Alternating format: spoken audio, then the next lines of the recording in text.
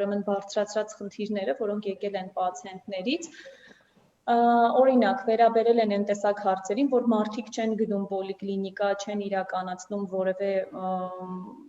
իմունականխարգելման գործընթաց, որովհետև էլի կա այդ վախը, կամ չկա հնարավորություն այդ ամեն ինչից օգտվելու։ Եվ այստեղ նաև զուտ վերահսկման տեսանկյունից պետք է նշեմ, որ այդ կոնտակտավորների վերահսկողությունն է բավականին բարդ, որը բուժ աշխատողի առօրյա գործընթացի հետ մեկտեղ բավականին բարդ է իրականացնելը, իսկ դա լուրջ կանխարգելման գործընթաց է, բացի այդ նույն դիմակները կրելուց կամ մնացած բոլոր անվտանգության պայմաններն ապահովելուց։ Ու բուժաշխատողներից մենք ստացել ենք որոշ ահազանգեր առ այն, որ իրենք չեն կարողանում, օրինակ տրված հեռախոսահամարով գտնեն COVID դրական պացիենտին, ըստ նախարարի հրամանի իրականացնեն բոլոր այն գործառույթները, որոնք իրենց վրա դրված են։ Այսինքն այստեղ բավականին լուրջ խնդիրներ ամեն դեպքում առաջացել էին ու կային առաջարկներ նաև իրենց կողմից, որ ընդգրկել այդ գործընթացում այլ մարդկանց, չգիտեմ, կամավորների կամ գուցե այլ կառույցի կարիք լինի, որ կարողանան իրականացնել այդ վերահսկումը պացիենտի COVID-ով վարակված եւ կոնտակտավորների, ինչը կարծում եմ քննարկման ենթակա եւ լուրջ խնդիր է բարձրաձայնման։ Շատ լավ, պարոն Մելիք-Նուբարյան, ձեր դիտարկումները պոլիկլինիկաները որքանով էին պատրաստ եւ որքանով էր ճիշտ որոշումը այս փուլում այդ ամբողջ բեռը դնել պոլիկլինիկաների վրա եւ արդյոք այս ամենը ցույց տվեց, որ առաջնային օղակի կարեւորության, ավելի մեծ լիազորություններ տալու վերազինման առումով բուժ անձնակազմի համալրման, ինչպես նաեւ ֆինանսական աջակցության խնդրեմ։ Այո, նախ եկեք օգտվենք առիթից եւ մեր խորին շնորհակալությունը հայտնենք թե առաջնային օղակի բուժաշխատողներին, թե առհասարակ բոլոր բուժաշխատողներին եւ ընդհանուր առմամբ բոլոր այն մարդկանց, ովքեր ներգրաված են եղել եւ ներգրաված են կորոնավիրուսի դեմ պայքարում, որտեղ իրոք սա շատ անսովոր եւ մեծ խնդիր առաջացրեց եւ կարծում եմ, որ այդ մարդիկ իրոք հերոսաբար են իրենց դրսևորում։ Բայց իրոք, եթե մենք ընդհանուր առմամբ վերլուծենք, մենք կտեսնենք, որ այն բոլոր խնդիրները, որոնք տարիներ շարունակ կուտակվել էին առողջապահության համակարգում, ներկայում դուրս եկան եւ ես ուղղակի ասեմ, որ հանձնաժողովի փորձագիտական հատվածը Նարեկ Զեյնալյանի առաջնորդության ներքո մենք շատ ակտիվ աշխատում էինք դեռևս փետրվար ամսից, երբ մեր համար արդեն ակնհայտ էր, որ կորոնավիրուսը սա լուրջ վտանգ է եւ պետք է նախապես շատ խորը նախապատրաստական աշխատանքներ տանել, առավել եւս, որ մենք տեսնում էինք Իտալիայի փորձը, մենք տեսնում էինք Իսպանիայի փորձը եւ զգում էինք, որ լրջությունը թերագնահատել պետք չի եւ ըստ էության մենք մի քանի փաթեթներ մշակեցինք եւ այնտեղ հստակ գրված էր, որ դեռևս մենք մարտի վերջ առաջարկում էինք, որ իրականացվեին նախապատրաստական աշխատանքներ հենց առաջնային ուղղակի եւ համապատասխան սխեմայի միջոցով բուժաշխատողներին կրթվեին, վերապատրաստվեին, ապահովեին անձնական անվտանգության պարագաներով, գծվեին համագործակցության սխեմաներ, առաջնային օղակ, հիվանդանոց, կապօգնություն իրանց միջև ինչպես պետք է արվեն, ինչպես պետք է շարունակվեր ոչ կորոնավիրուսով պացիենտների սպասարկումը եւ նոր դրանից հետո տրվեր առաջնային օղակում։ Բայց հետագայում մենք տեսանք, որ այդ որոշումը կայացվեց, եթե չեմ սխալվում, մայիս ամսվա վերջ, մենք տեսանք, որ դրա մասին հայտարարվեց եւ ընդամենը 2-3 օր հետո առաջնային օղակը փաստացի սկսեց իրականացնել այդ գործընթացը եւ այդ ժամանակագրական առումով ստեղ երևում է որոշակի նախապատրաստման համար անհրաժեշտ ժամանակի բացակայություն, ինչն էլ հենց առաջի սկզբնական ժամանակահատվածում որոշակի անհարթություններ առաջացրեց, թե բժիշկների մոտ, թե պացիենտների մոտ եւ շատ կարեւոր հարց ստեղ բարձրացրեց կոնտակտավորները եւ ծանրաբեռնվածությունը։ Մենք այս հարցին էլ ենք անդրադարձել, հետագայում արդեն վարչապետի գիտությամբ, Լիբան Զեյնալյանի ընդհանուր ղեկավարման ներքո մենք ստեղծեցինք աշխատանքային խումբ, որը 6 ուղղություններով մոտ 30 կոնկրետ առաջարկներ մշակեց եւ ներկայացրեց վարչապետին եւ մենք տեսանք, որ դրանց մի մասը արդեն իսկ իրականացվել է, ինչը եւ իրականացում, ինչը ողջևորիչ է եւ այստեղ շատ կարեւոր էր մենք էլ ենք ասում, որովհետեւ տեսեք, ընդհանուր համակարգային առումով նման համապետական արտակարգ իրավիճակներին չի կարող արձագանքի միայն առաջնային օղակը, միայն առողջապահության նախարարությունը կամ միայն արտակարգ իրավիճակների նախարարը, սա ենթադրում է ընդհանուր, դա կոչվում է ամբողջ պետություն մոտեցում։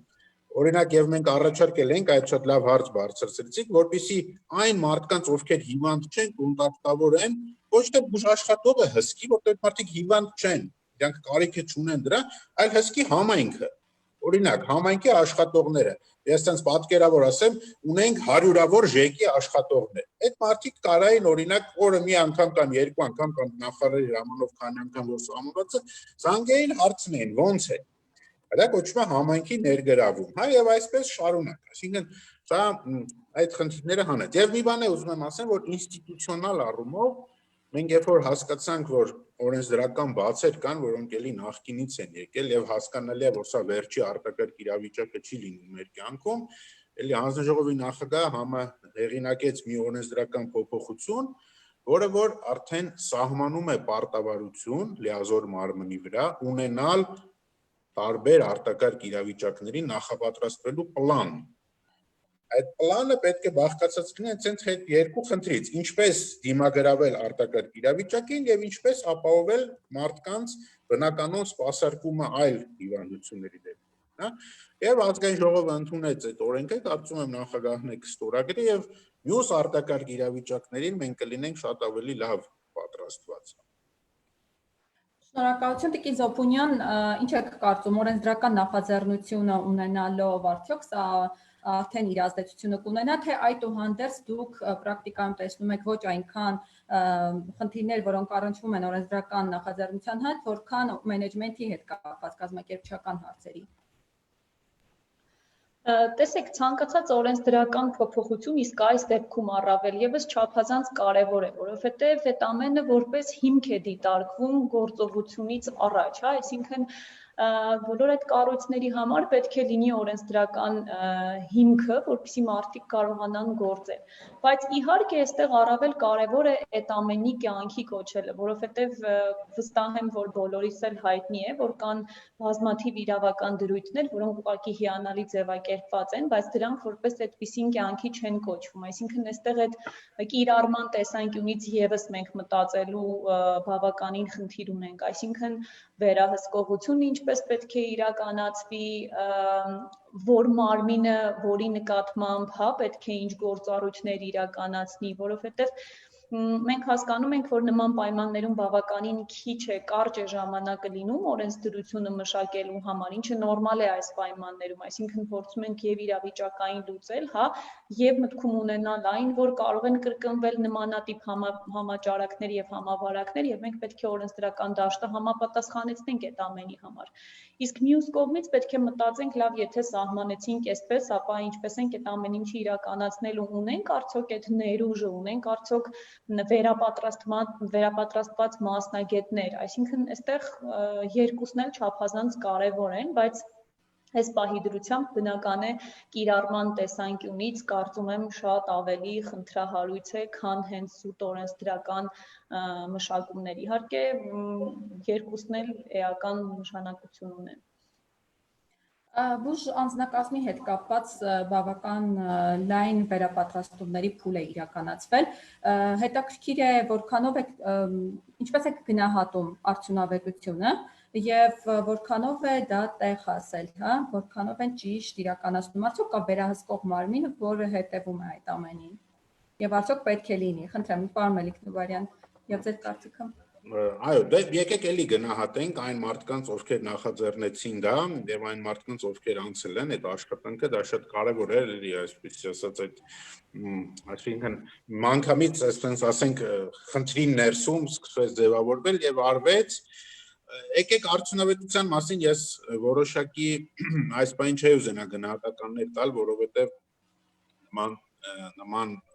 եզրակացություն գալու համար պետք է մանրամասն ուսումնասիրել։ Ես կարծում եմ, որ դեռևս առաջնային օղակի ընդհանուր առմամբ եւ առողջապահության համակարգի արձագանքը եւ այլ գերատեսչությունների արձագանքը մենք դեռևս պետք է մասնագիտական տեսանկյունից շատ խորը վերլուծություն անենք, որովհետեւ որպես պետություն մենք պետք է ինստիտուցիոնալ լուծումների գնանք, այսինքն մենք պետք է չվախենանք, արս թափանցիկ նայենք, ասենք, այս հատվածը մեր մոտ լավ ստացվեց, ստեղ մենք չկարողացանք անել այն ինչ որ պլանավորում էինք, այս բաներն էլ առհասարակ մեր ուշադրությունից դուրս են եւ պատրաստվենք հաջորդ արտակարգ իրավիճակներին կամ հաջորդ համապետական խնդիրների լուծմանը։ Սա է պետության տեսանկյունից կարևոր հատվածը։ Եվ այո, Վիոլետան շատ ճիշտ նշեց, նաեւ ստեղ մենք կարող ենք մտածել եւ օգնել պատգամավորներին մշակել օրենքները կընդունվեն եւ հետո պետք է հասկանալ այսինքն զուգահեռաբար հասկանալով թե ինչպես դա պետք է կիրառենք պրակտիկա։ Սա ինստիտուցիոնալ լուծումն է եւ կարծում եմ այդ վերլուծությունը մասնագիտական կարվի եւ այդտեղ անդրադարձ կլինի նաեւ տրեյնինգների, որովհետեւ անկեղծ ասած, օրինակ ես ասացի, որ փորձագիտական հատվածը ազգային ժողովի ղեկավարությունն ենք ակտիվ աշխատել ենք եւ դեռ մարտին առաջարկվում էր սկսել վերապատրաստումները, բայց օրինակ ժամանակագրական առումով մենք տեսանք, որ դրանք սկսվեցին մոտ 1 ամիս բաց ժամանակ հետո։ Սա այսինքն պետք է հասկանանք ինչն էր պատճառը։ Միգուցե դա օբյեկտիվ պատճառ էր եւ մարդիկ նախապատրաստում էին, միգուցե այլ ինչ որ հարցեր կային, էլի։ Սա շատ կարեւոր է եւ կանդրադառնանք դեռ այդ հարցերին ավելի, երբ որ ունենանք ավելի շատ տվյալներ։ Տիկին Զոփրունյան, եթե հնարավոր է, եթե կան որոշակի ուսումնասիրություններ կամ դժգոհություններ, զանգեր, հետաքրքիր է ինչպիսին է պոլիկլինիկաների հասանելիությունը եւ անվտանգությունը մարզերում։ Տեսեք, ուրեմն նախ այդ դասընթացների հետ կապված ասեմ, իհարկե բավականին լուրջ եւ ծավալուն աշխատանք է թե նյութերի թարգմանության տեսանկյունից, թե դրանք պատրաստելու տեսանկյունից եւ առցանց դասընթաց կազմակերպելու տեսանկյունից եւ թե մյուս կողմից ովքեր են կիրառողները, այսինքն դասընթացները թիրախավորված են բուժաշխատողների համար, բուժաշխատողները ծանրաբեռնված են իրենց առօրյայով եւ այդ ժամանակը տրամադրել դասընթացի համար դարձյալ խնդրահարույց է, հա, ու առցանց դասընթացն ինքնին որոշակի խնդիրներ ունի, հատկապես երբ մենք խոսում ենք կոնկրետ պրակտիկ գործողությունների մասին, որտեղ տեսականը լավ էլի առցանց դասընթացի միջոցով բավականին հեշտ է հասցնել հասցեատիրոջը, բայց գործնականի դեպքում բժիշկների տեսանկյունից բավականին խնդրահարույց է, որովհետև այդ մանր, հա, կարևոր տեխնիկական եւ գործնական հարցերը իհարկե տեսնելով եւ փորձելով լիովին տարբերվում են։ Դրա համար էլ ամբողջ բժշկական գիտության այդ բժիշկ դառնալու դասընթացի մեջ լուրջ եւ մեծ տեղ են զբաղեցնում գործնական բոլոր դասընթացները հենց բուժհաստատություններում եւ այլն, հա, այդ վեբսայթ կոչվածներում։ Մյուս կողմից, այ դուք նշեցիք նաեւ մարզերի տեսանկյունից, մի քանի դասընթացի, որին օրինակ անձամբ եմ մասնակցել, ես նկատել եմ, որ օրինակ, հա, վերցնենք, եթե թվով 42 մասնակից կա առցանց դասընթացի ընթացքում, եթե փորձեք օրինակ ինչ-որ հարցադրում տալ, որին բոլորը պետք է որ պատասխանեին, կարող է ձեզ պատասխանեն ակտիվ մոտ, չգիտեմ, մաքսիմում 20-ից 22 կամ 25 մասնակից։ Այսինքն այստեղ էդ էլ պետք է հաշվի առնել ու դրա նկատմամբ վերահսկողությունը ըստ իս ինչ-որ կոնկրետ չափանիշային պետք է լիներ, այսօր արդյոք այդ մարդը անցավ այդ դասընթացը, ստացավ այն գիտելիքը, որը այս պահի դրությամբ հույժ կարևոր է, որովհետև օգտագործվելու է հենց կովիդի վերահսկման տեսանկյունից։ Մարզերի առումով բնականաբար, ու նաև ինչու ոչ Երևանի, մի փոքր ավագ սերնդի բժիշկների համար էր դժվարություն նույն այդ on-line հարթակներից օգտվելու տեսանկյունից, լսելու այդ ինֆորմացիան, այդ մասնակցային մոտեցումը ապահովելու առցանց, բայց կարծես թե կամաց-կամաց դա էլ է կոտրվում եւ մենք փորձում ենք անցնել այդ փոփոխությունների իհարկե մի փոքր դժվար ու բարդ պայմաններում եւ համավարակի պայմաններում այդ ամեն ինչի պատճառով, բայց իրականում ամբողջ աշխարհում այդ փոփոխությունը իրականացվում է, հա, նույն տելեմեդիցինայի տեսանկյունից եւ մնացած առումներով, այսինքն այդ առցանց բոլոր գործողությունները եւ այդ բոլոր համակարգերը, այդ էլեկտրոնային առողջապահական համակարգը, առհասարակ այս 21-րդ դարին համահունչ բոլոր փոփոխությունները անկախ ամեն ինչից պետք է իրականացվեին։ Իհարկե մի փոքր այս պայմաններում բավականին բարդանում է բուժաշխատողների համար, հատկապես ավագ սերնդի եւ հատկապես մարզերի բուժաշխատողների համար, որովհետեւ նկատելի է այն փաստը, որ իրենց համար առավել դժվար է օգտվել տեխնիկայից եւ այդ ամեն ինչը աշխատանքի մեջ կիրառել։ Բայց ինչ խոսք, սա նաեւ կարծես թե բացասական, բայց նաեւ ինչ որ առումով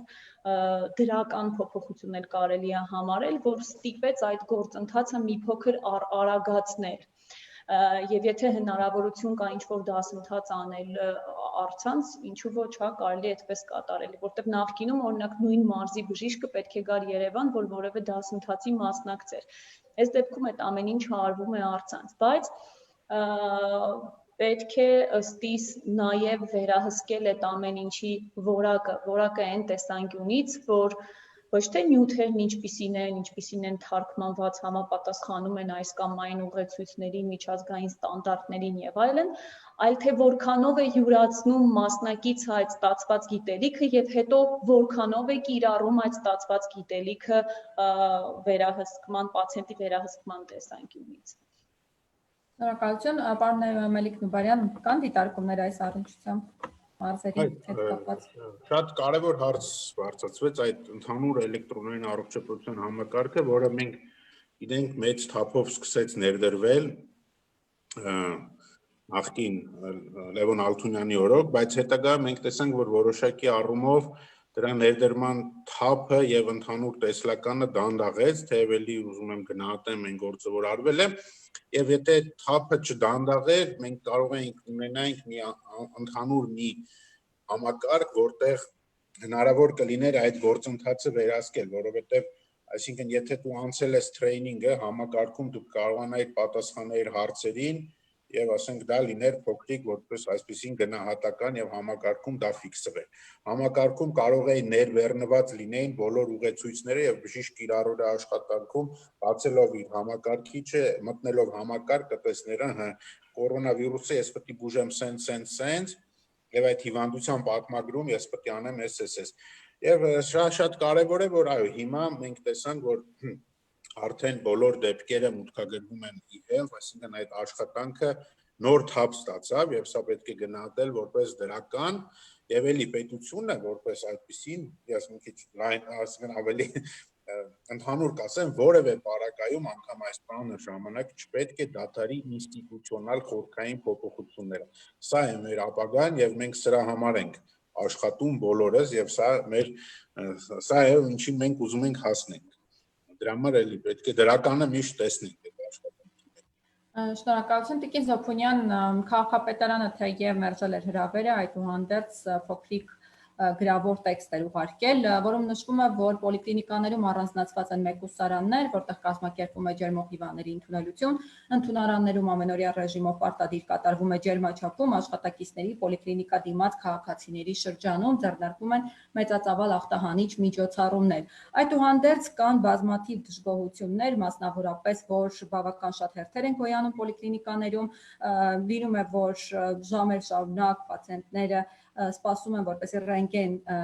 սարքը հետազոտվեն, որովհետև սարքի հետ կապված խնդիրներ են առաջանում, այ պացիենտ եւ որոշում կայացնող այս կապը ինչպես պետք է լինի։ Մինչդեռ պոլիկլինիկայի աշխատակիցներն էլ նշում են, որ իրենք ընդհանրապես առաջնորդվում են նախարարի ցուցումով։ Արագ արձագանքման այդ պլանը ինչպես պետք է կատարվի, որպեսզի տեղում առաջացած խնդիրները անմիջապես լուծում գտնեն։ Հաշվի առնելով այդքան բավական շատ հերթերը, խնդրեմ։ Տեսեք Լիլիթ ջան, համավարակի առանձնահատկությունը որպես այդպիսին, մենք մի քանիսը դրանցից նշեցինք, հա, անդրադարձ, չգիտեմ, սոցիալ-տնտեսական, առողջապահական համակարգի վրա, բայց այստեղ մի շատ կարևոր առանցքային հարց կա,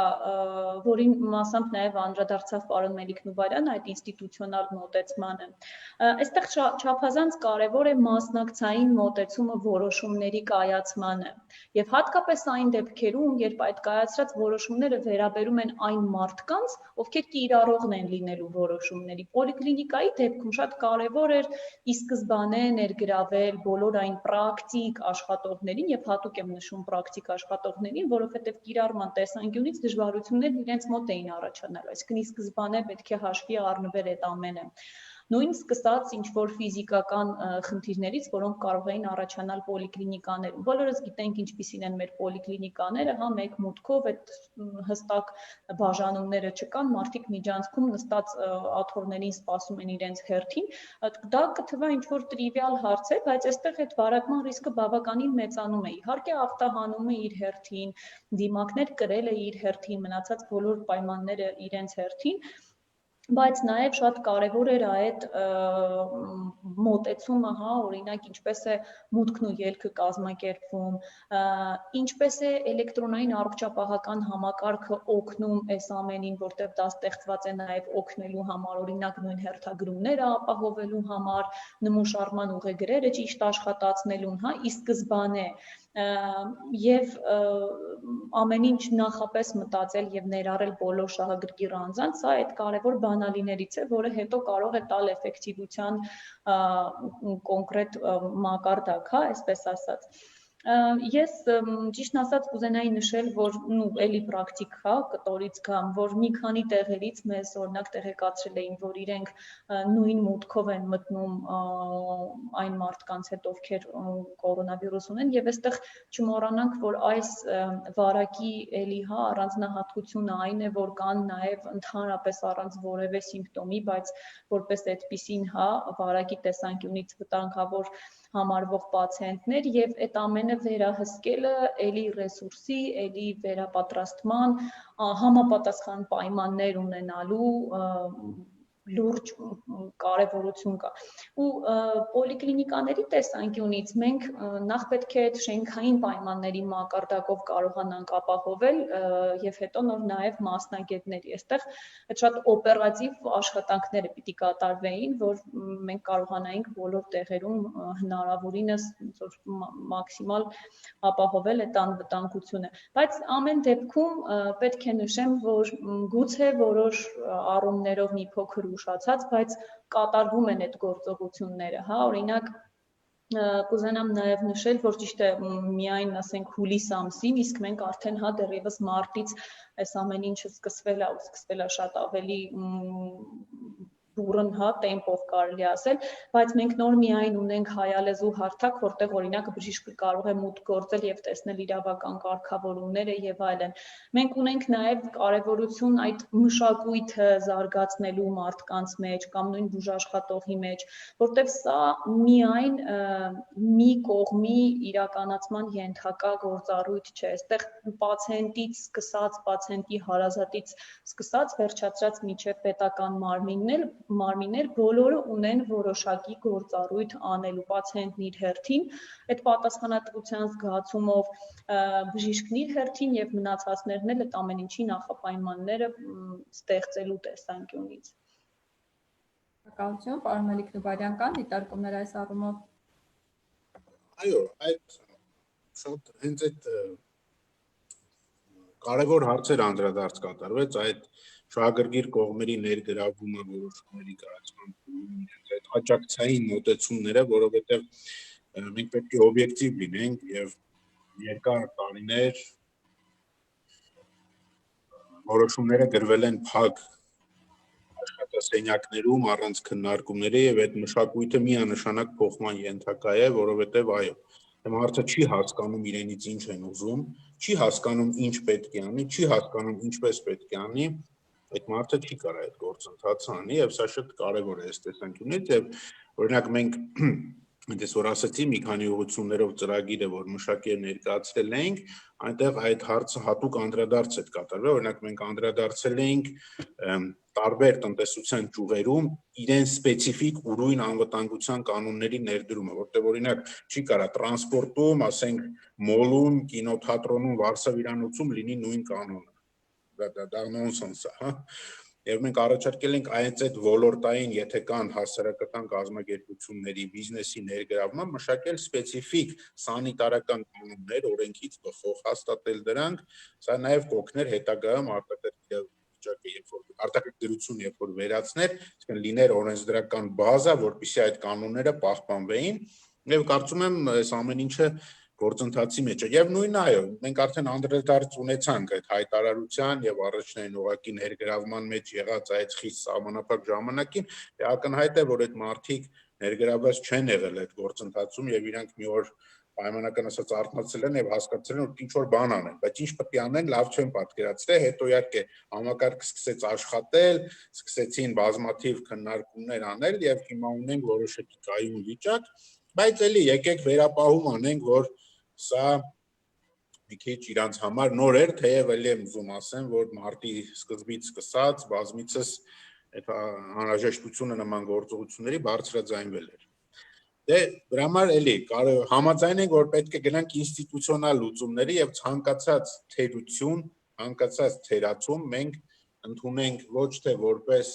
ինչ որ մի քննադատություն, ինչ որ ես անհասկանալի կամ շահադիտական նկատառումներից, այլ որպես խնդիր, որը մենք պետք է թափանցիկ քննարկենք, ընդունենք,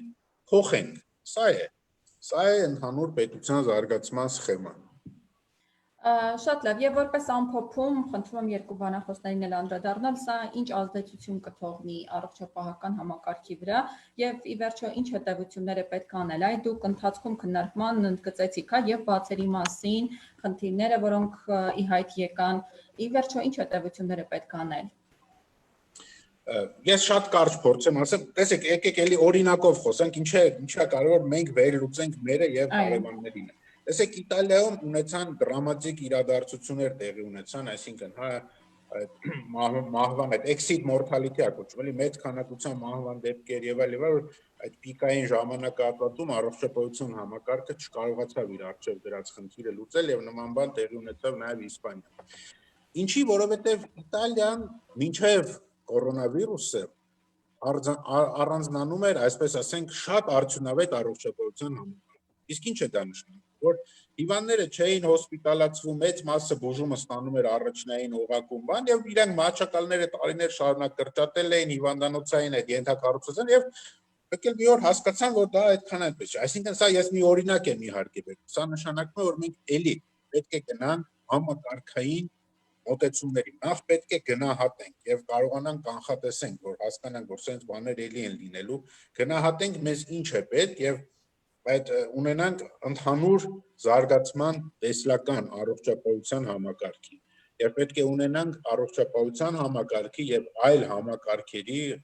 այլ գերատեսչությունների, տեղական ինքնակառավարման մարմինների միջև համագործակցության սխեմաներ։ Այսինքն պետք է այդ նման հետեւություններ անենք։ Եվ խուսափենք իրավիճակային, ասենք, ինչ-որ լուծումներից, հատկապես հիմա։ Պետք է մի հատ գծենք առողջապահության համակարգի մաստեր պլանը եւ այդպես շարունակ եւ այդ մաստեր պլանից բխող այսինքն միջոցառումներ անենք, համակարգված պետք է լինի։ Շնորհակալություն, Տիկին Զոփոնյան, խնդրեմ ձեր կարծիքը։ Լիովին համամիտ լինելով պարոն Մելիք Նուբարյանի հետ, ուղղակի ասեմ, որ ըստ իս մենք կարիք ունենք թե ընթացիկ եւ post factum կատարվող շատ լուրջ վերլուծությունների եւ տարբեր ֆրոնտերում, հա, կարելի ասել, եւ առաջնային օղակում, եւ հիվանդանոցայինում, եւ բուժանձնակազմի, եւ նյութատեխնիկականի, մի խոսքով բոլոր, հա, մարմինների տեսանկյունից, որովհետեւ կորոնավիրուսը ինքնին լուրջ ինդիկատոր է այդ բոլոր խնդիրները վերհանելու համար եւ մենք կոպիտ ասած օգտվելով առիթից պետք է այդ վերլուծությունները բազմակողմանի իրականացնենք, որի հիման վրա ի վերջո ունենանք ռազմավարություն ուղղված համավարակի, որպիսի աստված ոչ անի, բայց ցանկացած պարագայում մենք պատրաստ լինենք։ Մենք ունենանք արդեն մշակված այդ ներուժը, որտեղ բոլոր գործառույթները արդեն կիրականացվեն, իհարկե որոշակի ադապտացիա անելով ըստ ստեղծված իրավիճակի, որովհետև դա եւս անխուսափելի է։ Դա ճիշտ բան ասիք եւ այդ օրենսդրական փոփոխությունը հենց դրան է միտված, որ մենք պետք է այսինքն ունենանք այդ պլանները եւ դրա ի հայտ գալուն պես տեղ ժամկետում ադապտացենք եւ ընդունենք։ Դա ահագին մեծ կօգնի։ Շատ ճիշտ բան եք ասում, այո, ապրեք։ Շնորհակալություն, կան այլ լրացումներ,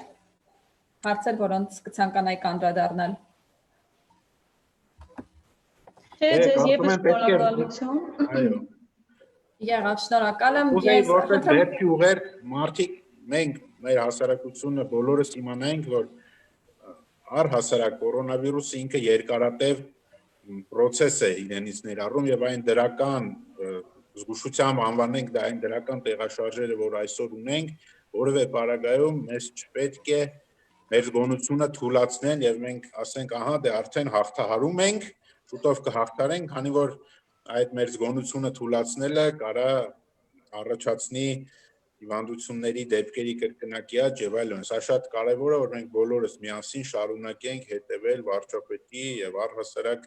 պետական պատկան մարմինների խորհուրդներին եւ չթուլանանք։ Սա կարեւոր է, որ ամփոփումը որպես մենք հիշենք։ Շնորհակալություն, ես հիշեցնեմ մեդիա կենտրոնը տեսակապի միջոցով անցկացրեց քննարկում, որքանով է առողջապահությունը հասանելի ոչ կոവിഡ്ով հիվանդներին եւ որքանով են անվտանգ ու հասանելի պոլիկլինիկաները թեմայով։ Մեր բանախոսներն էին Դավիթ Մելիք-Նուբարյանը, ազգային ժողովի առողջապահության եւ սոցիալական հարցերի մշտական հանձնաժողովի փորձագետ եւ Վիոլետա Զոփունյանը, իրավունքի զարգացման կենտրոն հասարակական կազմակերպության նախագահ։ Շնորհակալություն հարգելի բանախոսներ, բավական հետաքրքիր եւ կառուցողական քննարկման համար։ Հաջողություն։ Հաջողություն։